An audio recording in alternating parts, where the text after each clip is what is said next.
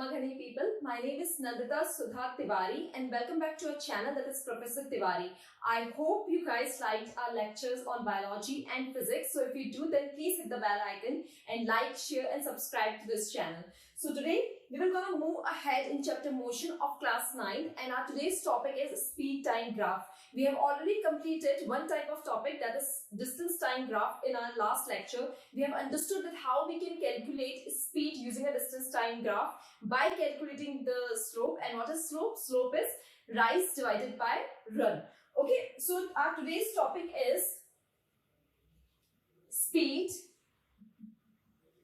time graph. Our today's topic is speed time graph, and basically in speed time graph we will gonna study three type of different graphs in three different conditions. Okay, so the first condition is what kind of a speed time graph we will gonna get in the first condition is when the speed of the body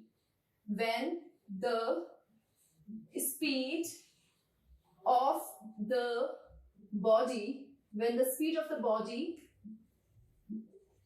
remains constant. Okay, so the first type of graph is when the speed of the body remains constant. So in this particular case, the acceleration will be zero. When we will gonna plot a graph of a body which is moving with a constant speed, then the acceleration will be zero for this particular case. Why? As I said, for an acceleration to exist, the velocity or the speed should change. Acceleration के होने के लिए velocity या speed का change होना जरूरी होता है. बट अगर स्पीड कांस्टेंट है over the duration of time, for example first hour में 10 kilometre per our, second hour में 10 kilometre per our and so on, तो स्पीड का चेंज ही नहीं हो रहा, तो एक्सेलरेशन जो है वो नहीं हो सकता. सेकंड कैटेगरी जो है आपकी स्पीड टाइम ग्राफ की, वो है when the speed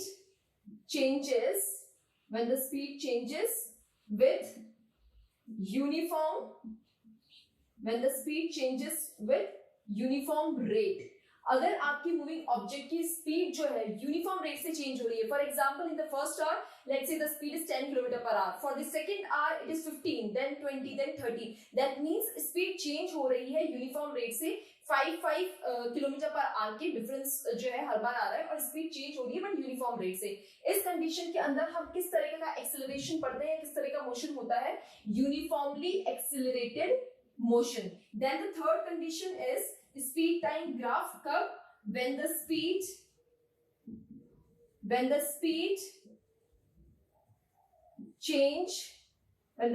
changes with non-uniform rate. The third condition is जब आपकी मूविंग ऑब्जेक्ट की जो स्पीड है वो चेंज हो रही है बट नॉन यूनिफॉर्म रेट से चेंज हो रही है. तो इस तरह के केस के अंदर किस तरह का आपका एक्सेलरेशन हो जाएगा? इस तरह के केस में एक्सेलरेशन होता है नॉन यूनिफॉर्म एक्सेलरेटेड मोशन.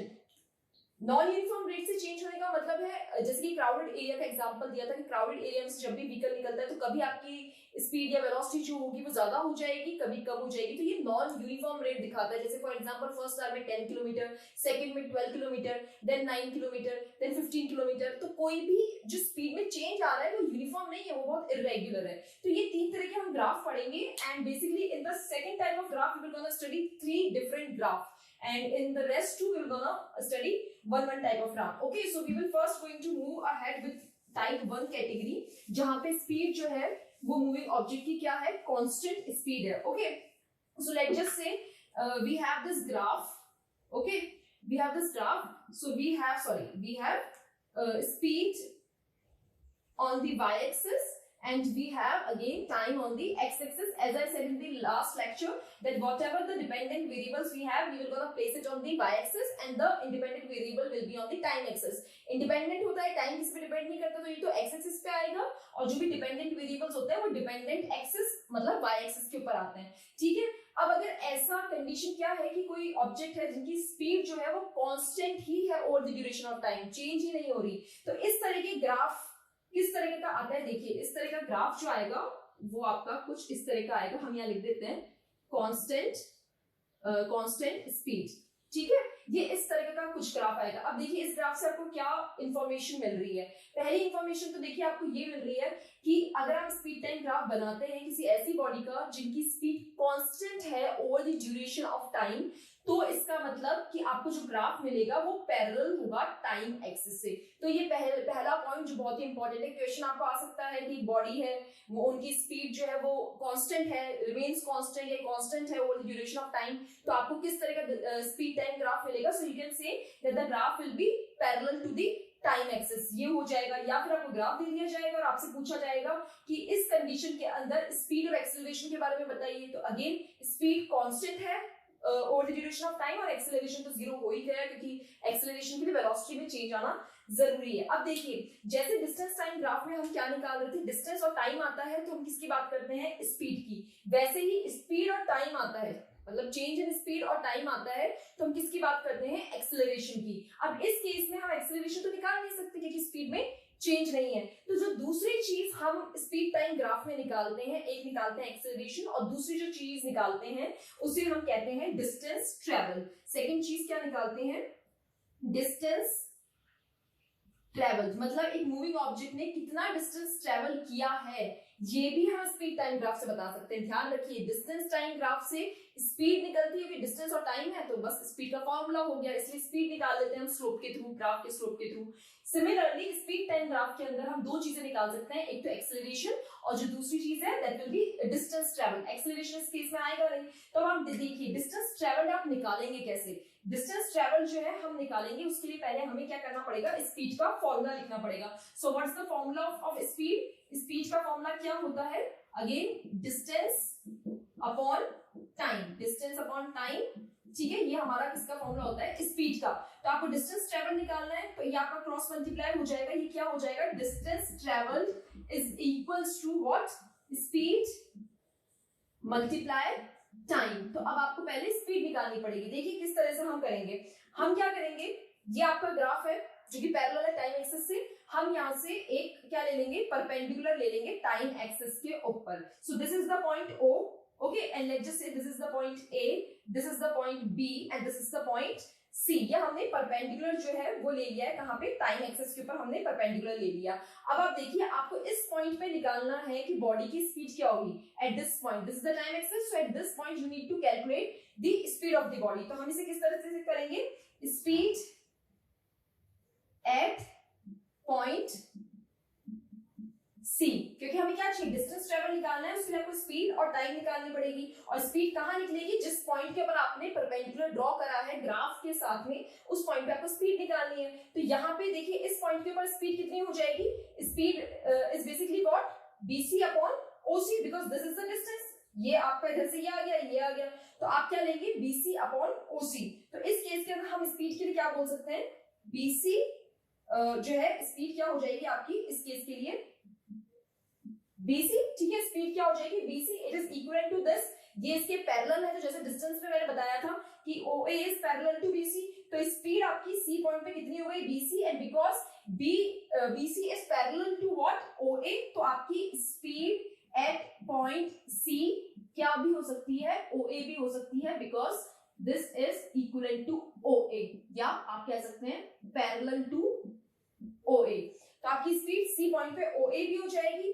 फिर आपको इसके बाद में तीसरी चीज क्या निकालनी है, time, time at point C। Time देखिए, टाइम इस पॉइंट पे कितना हो जाएगा, this is the time axis, so the time at point C will be OC। Time आपको कितना मिल गया, OC मिल गया। तो अब आपको बस स्पीड का जो वैल्यू है वो लगानी है यहाँ पे और टाइम की वैल्यू निकालनी है, तो आपका डिस्टेंस ट्रेवल हो जाएगा। तो देखिए डिस्टेंस ट्रेवल क्या आएगा इस केस के लिए, distance travel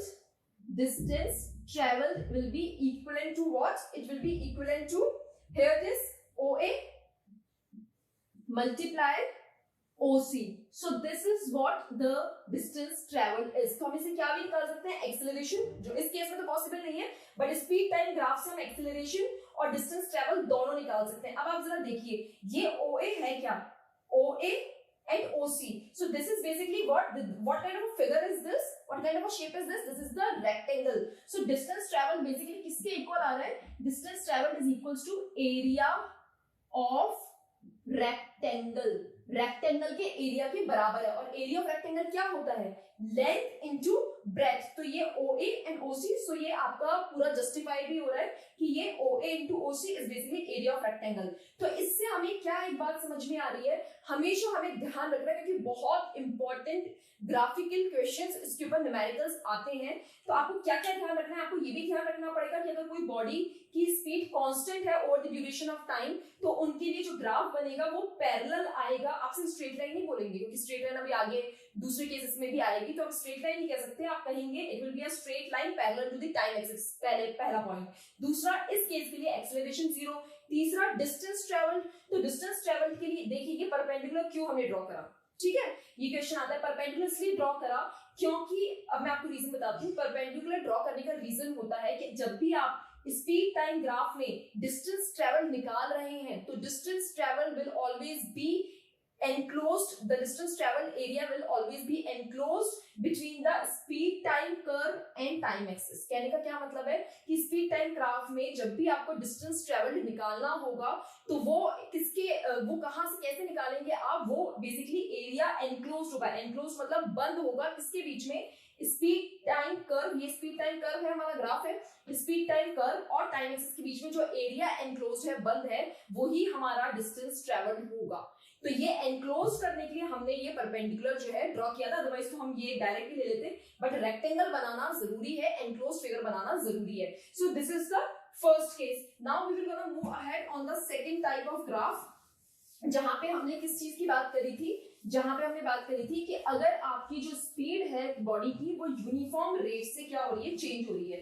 if the speed of the body is basically changing with uniform rate, so speed time graph when the speed of the body changes with uniform rate, ठीक है, ये हमारा acceleration हो जाएगा, यूनिफॉर्म एक्सेलरेटेड मोशन। अब इस तरह की कैटेगरी के अंदर आप देखिए यहाँ पे क्या होगा, ग्राफ किस तरह का बनेगा, ये हमारा हो गई x axis y and this is the x axis, there it is speed, यहाँ हमने स्पीड लिख दिया और यहाँ हमने टाइम जो है वो लिख दिया। अब देखिए क्या होगा, स्पीड क्या बोल रहे हैं, सबसे पहले हम यहीं से इंफॉर्मेशन निकालते हैं। स्पीड जो है बॉडी की वो चेंज होगी यूनिफॉर्म रेट से। तो जब बॉडी की स्पीड यूनिफॉर्म रेट से चेंज होती है मतलब वो बॉडी क्या कर रही है, उनकी जो स्पीड है वो डायरेक्टली प्रोपोर्शनल हो रही है किसके, टाइम के। तो पहले तो यहाँ से हमें एक चीज पता लग रही है कि स्पीड जो है वो डायरेक्टली प्रोपोर्शनल किसके है, टाइम के। जैसे देखिए आपने डिस्टेंस टाइम ग्राफ में पढ़ा था कि डिस्टेंस डायरेक्टली प्रोपोर्शनल होगा टाइम के। अगर यूनिफॉर्म है, अगर यूनिफॉर्म वे में अगर बॉडी चल रही है तो distance directly proportional to time हो जाता है। वैसे ही अगर यहाँ पे बॉडी की जो स्पीड है उनमें अगर यूनिफॉर्म वे में चेंज आ रहा है तो आप क्या, इसका मतलब क्या हो गया, स्पीड जो है वो टाइम के क्या हो जाएगा, डायरेक्टली प्रोपोर्शनल हो जाएगी। मतलब जैसे जैसे टाइम चलेगा टाइम में इंक्रीमेंट मतलब स्पीड में भी इंक्रीमेंट, ठीक है, इस तरह से ये मतलब होता है डायरेक्टली प्रोपोर्शनलिटी का। अब इसके लिए हमारा ग्राफ किस तरीके का आएगा वो देखिए, ये ओरिजिन हो गया हमारा O और इसके लिए हमारा ये ग्राफ आएगा स्ट्रेट लाइन, ठीक है। तो अब क्या बोला जाएगा, अगेन अगर बॉडी की स्पीड यूनिफॉर्म रेट से चेंज हो रही है तो मोशन कहलाता है uniformly accelerated motion. Speed proportional होगी टाइम के और जो ग्राफ आएगा वो क्या आएगा, स्ट्रेट लाइन आएगा। Simple, graph will be straight line. जैसे मैंने कहा था यूनिफॉर्म अगर बात हो जाती है तो ग्राफ जो है वो हमेशा कैसा बनता है, स्ट्रेट आपका ग्राफ बनेगा। अब यहाँ देखिए इसके अंदर अब हमें क्या निकालना है, क्योंकि यहाँ पे ये यूनिफॉर्मली एक्सेलरेटेड मोशन है मतलब एक्सेलरेशन हो रहा है, तो ये तो हो गया आपका ओरिजिन पॉइंट। तो हम सबसे पहले हम क्या निकालेंगे, इसमें एक्सेलरेशन निकालेंगे। तो देखिए मान लेते हैं ये आपका कोई पॉइंट है, यहाँ से हमने वही परपेंडिकुलर यहाँ पे डाला, let's just say this is the point, what we can say this is the point P and let's just say this is the point Q। Okay, ये आपने परपेंडिकुलर ड्रॉ कर लिया है यहाँ पे। तो अब आप ये देखिए एक्सेलरेशन का फॉर्मूला लगाइए, क्योंकि हमें सबसे पहली चीज क्या निकालनी है, पहली चीज हमें निकालनी है एक्सेलरेशन। एक्सेलरेशन एग्जिस्ट करता है क्योंकि स्पीड चेंज हो रही है, तो एक्सेलरेशन निकालेंगे। एक्सेलरेशन क्या होता है, change in velocity upon time taken. ये एक्सेलरेशन होता है, change in velocity upon time taken होता है। तो यहाँ पे क्या हो जाएगा एक्सेलरेशन, एक्सेलरेशन क्या होगा, PQ upon OQ, because this is equivalent, ये PQ पैरेलल है स्पीड के आपके इधर, तो ये आपका इधर आप ये डॉटेड लाइन और ड्रॉ कर लीजिए, तो ये पूरा फिगर बन गया। So this PQ will be parallel to OR, ये पैरेलल है इनके, तो ये स्पीड हो गई और ये टाइम हो गया, और चेंज तो आपने पढ़ ही लिया कंडीशन के अंदर कि चेंज आ रहा है। तो एक्सेलरेशन क्या हो जाएगा इस केस के लिए हमारा PQ upon OQ, acceleration will be PQ upon OQ। अब आप देखिए ये जो PQ अपॉन OQ है ये सिर्फ एक्सेलरेशन ही नहीं है, ये क्या है, लाइन OP का स्लोप भी है। हम स्लोप पढ़ते हैं, सो this is the straight line graph, और इनका स्लोप क्या हो जाएगा, rise and run. So this PQ upon OQ is also slope of line OP, line OP या ग्राफ OP का ये स्लोप भी है।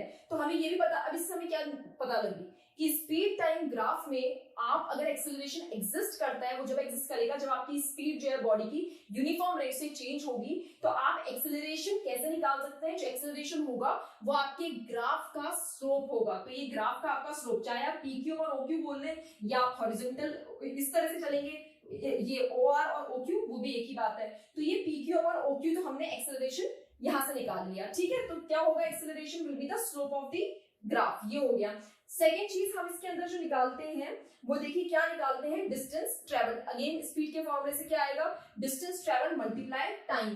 तो देखिए डिस्टेंस ट्रेवल्ड निकालना है आपको, तो यहाँ डिस्टेंस ट्रेवल्ड किस तरह से निकलेगा, क्या है डिस्टेंस ट्रेवल, हमने क्या रूल पढ़ा था अभी लास्ट वाले ग्राफ में, हमने रूल पढ़ा था कि जो डिस्टेंस ट्रेवल्ड होगा स्पीड टाइम ग्राफ के अंदर, वो क्या होता है, बेसिकली वो होता है area enclose between the speed time curve and time axis. जो एरिया बंद होता है स्पीड टाइम कर्व और टाइम एक्सिस के बीच में, वो हिस्सा आपको डिस्टेंस ट्रेवल्ड को बताएगा। एरिया एनक्लोज ये स्पीड टाइम कर्व हो गया, ये टाइम एक्सिस हो गई, इनके बीच का ये जो पूरा एरिया है ये हमें डिस्टेंस ट्रेवल्ड बताएगा। तो डिस्टेंस ट्रेवल किसके इक्विवेलेंट हो गया, ट्राइंगल OPQ के, ठीक है। डिस्टेंस ट्रेवल हमारा ये ट्राइंगल OPQ के इक्वल होगा, और ट्राइंगल OPQ किसके इक्वल है, half of area of rectangle, half of area of rectangle. Distance travel equal है ये स्पीड टाइम कर्व और टाइम एक्सिस के बीच का एरिया के, दैट इज ट्रायंगल OPQ, और ट्रायंगल OPQ किसके इक्वल है, half of area of rectangle, this is rectangle ORPQ, इनके आधे एरिया के इक्विवेलेंट है। तो मैं इसको कैसे लिख सकती हूँ, इसको आप ऐसे लिख सकते हैं हाफ, और इसको कैसे लिखेंगे, ये रेक्टेंगल है, इनका आधा एरिया के बराबर है ट्रायंगल OPQ, तो यहाँ पे क्या आ जाएगा OR, और this is OQ, this is length and this is breadth, so it will be OR into OQ। तो ये आपका डिस्टेंस ट्रेवल्ड हो गया इस केस के अंदर। तो समझ में आ गया, यहाँ पे हमने वापस इस पॉइंट को बिल्कुल आपको, you need to keep this thing in your mind, you need to born this thing in your mind that कि डिस्टेंस ट्रेवल अगर आपको स्पीड टाइम ग्राफ में निकालना है, so it will be the area enclose between the speed time curve and the time axis, और ये क्या है, यूनिफॉर्म एक्सेलरेटेड मोशन भी दिखा रहा है ये। तो इनके बीच में बस अब आपको कैसा भी ग्राफिकल क्वेश्चन दिया जाए, स्पीड टाइम ग्राफ का कैसा भी क्वेश्चन दिया जाए, अगर आपसे बोला है डिस्टेंस ट्रेवल निकालिए, तो सिर्फ देखिए कि स्पीड टाइम कर्व कहाँ बन रहा है और टाइम कहाँ है, उनके बीच के एरिया को एनक्लोज कर दीजिए। इसलिए हमने परपेंडिकुलर यहाँ खींचा और यहाँ हॉरिजॉन्टल लाइन खींची, जिससे कि पूरा एक फिगर बन के हमारे पास में आ जाए, ठीक है। ये केस हो गया। अब देखिए यहाँ पे जो मैंने कहा था कि सेकेंड कैटेगरी में हम 3 तरह के ग्राफ पढ़ते हैं, तो ये तो क्या बता रहा है, यूनिफॉर्म एक्सेलरेटेड मोशन, बिकॉज इसके अंदर जो आपका ग्राफ है वो क्या कर रहा है, वो मूव कर रहा है अपवर्ड, ऊपर के डायरेक्शन में मूव कर रहा है। बट अगर आपका ग्राफ ऐसे बने, फॉर एग्जांपल अगर आपका ग्राफ ये आए, इस तरीके से अगर आपका ग्राफ आता है, ये y एक्सिस, ये x एक्सिस, अगर ये ऊपर से नीचे आ रहा है, मतलब स्लांट डाउन या मूव डाउन या स्लोप डाउन, ये वर्ड्स हो सकते हैं, अगर ये ऐसा बन रहा है तो ये कहलाता है क्या, यूनिफॉर्म रिटार्डेशन। ये क्या कहलाएगा, यूनिफॉर्म रिटार्डेशन। तो बस ध्यान रखिए, ओरिजिन से ऊपर की तरफ यूनिफॉर्म एक्सेलरेशन, और ऊपर से नीचे की तरफ अगर आ रहा है तो ये यूनिफॉर्म रिटार्डेशन जो है वो कहलाएगा, ठीक है। अब इसमें एक और कैटेगरी की ग्राफ एक और कैटेगरी का ग्राफ होता है। देखिए यहाँ पे हमने अज्यूम करा इस केस के अंदर कि ठीक है बॉडी की स्पीड यूनिफॉर्म रेट से क्या हो रही है, चेंज हो रही है, but we have assumed that the initial speed is 0। जो इनिशियल स्पीड u होती है वो हमने क्या मानी है, 0 मानी है, इसलिए ये ग्राफ जो है आपका ओरिजिन से स्टार्ट हुआ है। अगर ये हमने इनिशियल स्पीड 0 नहीं मानी होती तो नेचुरल सी बात है कुछ ना कुछ होती, और ये आपका स्पीड का पोर्शन है तो यहाँ कुछ ना कुछ स्पीड होती, ग्राफ वहां से शुरू होता। तो अब हम इसकी एक सेकंड टाइप का जो हमारा सेकंड टाइप है उसका हम एक और कैटेगरी पढ़ेंगे, वो फटाफट से हम वो भी पढ़ लेते हैं। So what it will B कि अगर आपकी इनिशियल स्पीड कंडीशन यही है कि यूनिफॉर्म रेट से स्पीड चेंज हो रही है, मोशन पे यही है यूनिफॉर्म एक्सेलरेटेड मोशन, बट सिर्फ और सिर्फ डिफरेंस क्या है, इस केस में इनिशियल स्पीड को हमने क्या माना था 0, और अब हम मान रहे हैं कि अगर इनिशियल स्पीड जो है वो अगर 0 नहीं है, if the initial speed is not 0, तो देखिए किस तरह से होगा। क्या मान रहे हैं हम, कंडीशन लगा रहे हैं, और कंडीशन हम ये लगा रहे हैं, कंडीशन है if the initial speed is not 0, if the initial speed u जो है is not equals to 0, अगर 0 नहीं है तो 0 नहीं है तो कुछ भी हो सकती है, 10 किलोमीटर पर आवर या 10 मीटर पर सेकेंड या कितना भी हो सकता है। तो हम मान लेते हैं कि ग्राफ जो है वो कुछ यहाँ से शुरू हो रहा है, ठीक है, ये ग्राफ जो है कहाँ से शुरू हो रहा है, यहाँ से। So let's just say this is the point B, okay, and let's just draw a perpendicular from here to here. ये आप इसको वापस Q पॉइंट ही मान लीजिए, ये इनको आप वापस P पॉइंट मान लीजिए, और ये यहाँ से हमने जो है कुछ ड्रॉ कर दिया। एक सेकेंड, ठीक है, ये हमने क्या मान लिया, ये हमने परपेंडिकुलर से ड्रॉ कर दिया। अब देखिए यहाँ पे क्या क्या बात समझ में आई, यहाँ पे इनिशियल स्पीड क्या हो जाएगी आपकी, ये ओरिजिन से शुरू होती है, मतलब गाड़ी यहाँ से शुरू हुई है, मूविंग ऑब्जेक्ट यहाँ से शुरू हुआ है, तो इनिशियल स्पीड आपकी क्या हो जाएगी OB, तो आपने इनिशियल स्पीड लिख ली OB।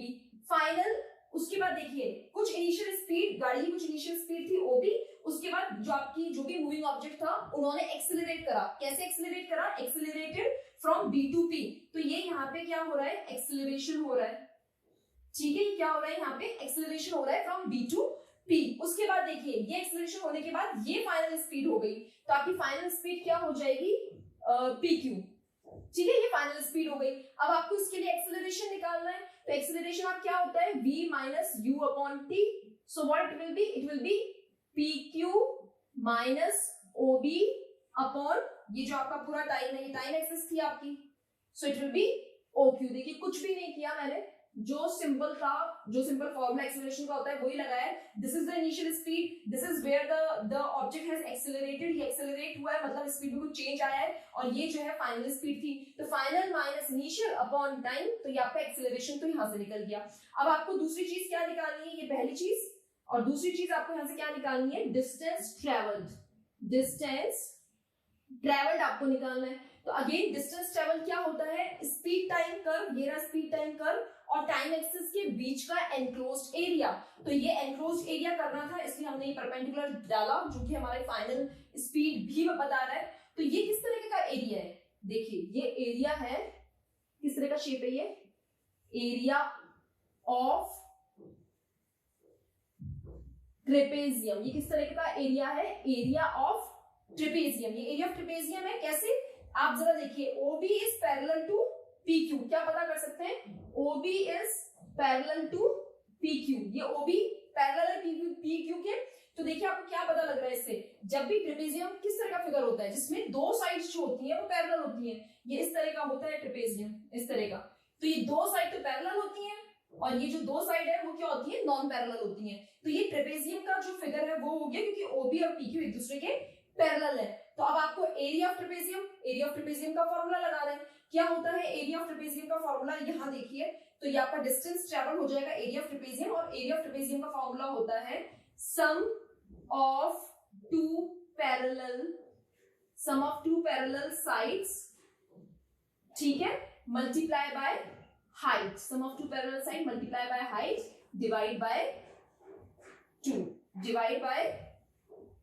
2। तो sum of two parallel sides क्या हो जाएंगी आपकी, OB plus PQ, so it will B OB plus PQ multiply by height. तो हाइट क्या है, OB और PQ का तो एडिशन हो जाएगा, सम हो जाएगा पैरेलल साइड्स का, और ये आपकी हाइट हो गई, so height will be OQ, so this is height and this is OQ and divided by 2, तो ये आपका निकलेगा क्या, डिस्टेंस ट्रेवल, दैट्स इट, आपका डिस्टेंस ट्रेवल निकल गया। तो आपको इसमें क्या क्या इंफॉर्मेशन चाहिए, पहला रूल याद रखना है कि स्पीड टाइम ग्राफ से आप एक्सेलरेशन निकाल सकते हैं। दूसरी चीज, स्पीड टाइम ग्राफ के अंदर सबसे इंपॉर्टेंट होता है डिस्टेंस ट्रेवल, वो होता है area enclose between speed time curve और टाइम एक्सिस के बीच में, तो आप एनक्लोज करवा दीजिए। और तीसरी इंपॉर्टेंट चीज कि आपको मैथमेटिकल शेप्स के एरिया पता होना चाहिए, वो पहचानना आना चाहिए, जैसे रेक्टेंगल, लेंथ इनटू ब्रेथ, और trapezium, sum of two parallel side multiply height divided by 2।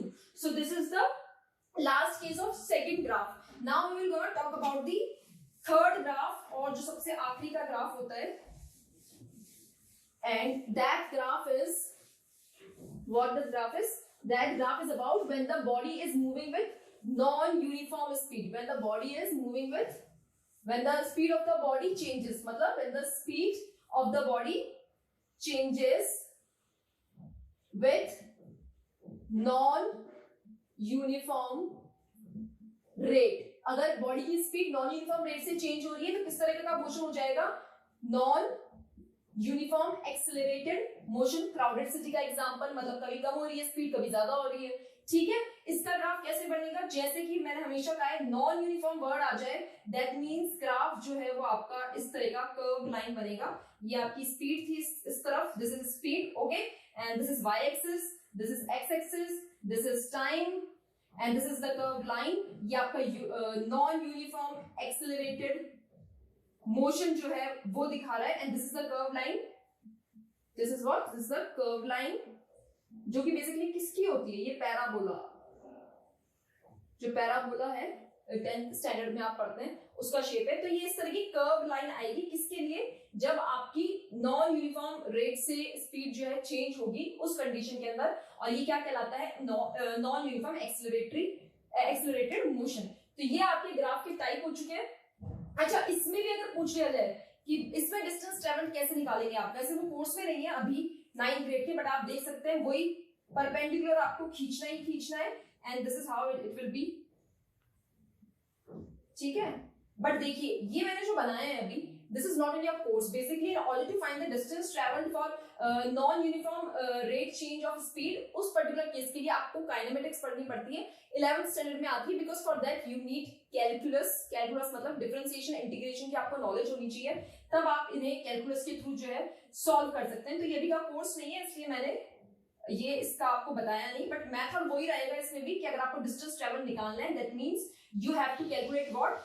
You have to calculate the distance enclosed. Distance travel is the area enclosed between the distance time. The area enclosed between the speed time curve and the time axis. So this is all for today, and I'm really sorry for all this noise. Please excuse me for this. So this is all for today. If you like the lecture, then please hit the bell icon, like, share, and subscribe to this channel so that it can reach to someone who is in need in this time. Khamma kare.